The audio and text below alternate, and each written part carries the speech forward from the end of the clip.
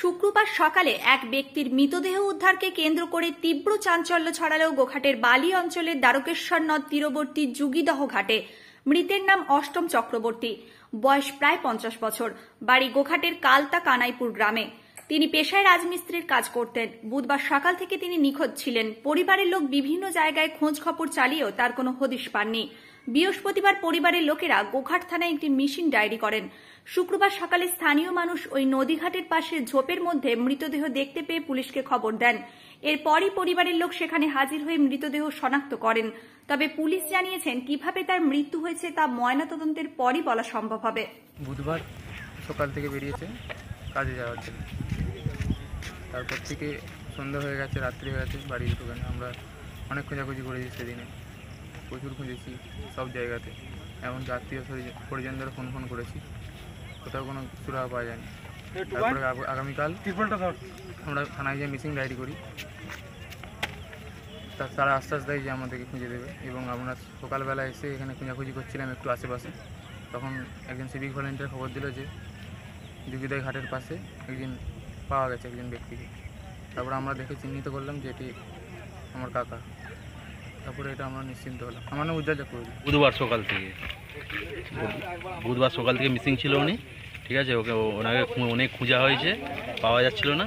তো আজকে খবর পেলাম যে এখানে পড়ে আছে।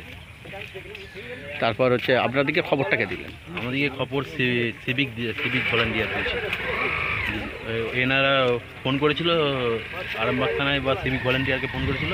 এখানে যারা নৌকা চালায় বা করে, নৌকা ঘাট দেখাশোনা করে, তারাই দেখেছে।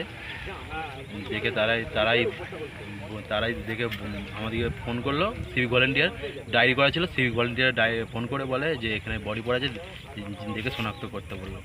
দেখলাম যে আমাদের কাকাই ওইটা। ইনি কি কাজ করতেন? ইনি রাজমিস্ত্রি কাজ করতেন। বয়স 49-50 হবে। এইটা কোন জায়গা? এটা যুগীদহ ঘাট, বালি। আর যিনি মারা গেছেন ওনার বাড়ি? ওনার বাড়ি কালতা কানাইপুর। আপনার নাম? আমার নাম সৌরভ চক্রবর্তী। আপনি কে হন? আমার কাকা হয় ওইটা, যিনি মারা গেছেন। হ্যাঁ, কাকা হয়। বুধবার তো তারপরে আমরা খুঁজতে বেরিয়েছি। বিকেল দিকে আমরা 15-12টার সময় চলে যাই বাড়িতে, কিন্তু সেদিন বাড়িতে মানে বিকেলে ফিরেনি। সন্ধ্যের পর থেকে চারদিকে খুঁজতে বেরিয়েছি। সেদিনে রাত্রি 12টা-1টা পর্যন্ত খোঁজা হয়েছে। কালকে সকাল সারাদিন সারা রাত পর্যন্ত খোঁজা হয়েছে। সকালে এবারে এখানে গন্ধ ছাড়তে পাশে স্থানীয় লোক সিভিল খবর দিয়েছে। খবর দিতে বাড়ি থেকে আমরা এসেছি, এসে দেখলাম জামাইবাবু এরকম অবস্থায় পড়ে আছে, পচে গেছে, একেবারে পচে দুর্গন্ধ হয়ে গেছে। আপনার জামাইবাবু? আমার জামাইবাবু। কি নাম? অষ্টম চক্রবর্তী।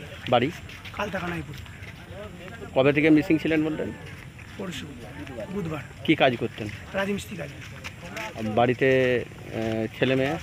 দুই মেয়ে বিয়ে হয়ে গেছে। আনুমানিক বয়স যিনি মারা গেছেন? 48-49। আপনি কে হন? আমি সম্বন্ধী। আপনার নাম? শুভেন্দু চক্রবর্তী। নিউ নূর সোফা সেন্টার, এখানে সমস্ত রকম সোফা পাইকারি ও রিটেলে বিক্রয় করা হয়। সমস্ত সোফা নিজস্ব কারখানায় তৈরি করা হয়। প্রোপাইটার হানিফ হোসেন খাঁ ও রুহুল হোসেন খাঁ, বড়ডোঙ্গল হাটতলা সিনেমা হলের সন্নিকটে, হুগলি। যোগাযোগ 7797170093 এবং 9382003105।